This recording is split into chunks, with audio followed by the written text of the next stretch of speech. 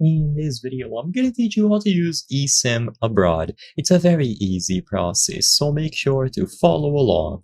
If you are going to be traveling soon, you might have considered acquiring an eSIM, because using an eSIM abroad can significantly simplify staying connected while traveling. So I'm going to give you a breakdown on how this works and understanding eSIMs. So the digital SIM, known as embedded SIM, eSIM, like I said, is a digital card built into the device. It eliminates the needs for physical SIM cards, and it allows you to easily switch between different mobile plans, which is especially useful for international travel. To use it, ensure that your smartphone has compatibility. In this example here, an iPhone, it is compatible with eSIMs. Most modern devices will be, so you don't have to worry.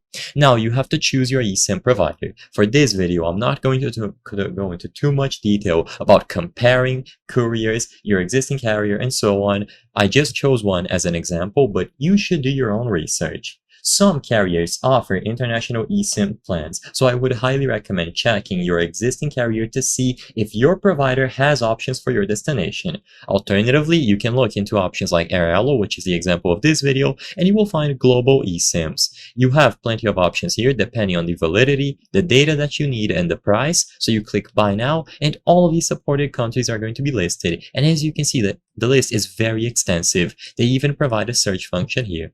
So all that you have to do is buy the SIM through their website. I'm not going to go through with the whole buying process because I assume that you will do this on your own time. And after this is done, for iPhones, you go into the settings, access the cellular or mobile service options, and then you will find add eSIM. This same thing can be done on Android devices, but the process is slightly different, of course.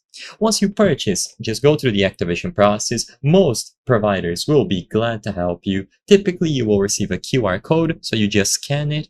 And once the QR code has been scanned, the eSIM is going to be attributed to this smartphone. And after that is done, you are good to go. Because it eliminates the need of a physical SIM, while traveling abroad, you don't have to worry. Once activated, it will connect to local mobile networks in your destination as long as it was a supported country, and you don't have to do any additional setup. I hope I was able to help you on how to use eSIM abroad. If this video helped you, please be sure to leave a like and subscribe for more very easy tips. Thank you for watching.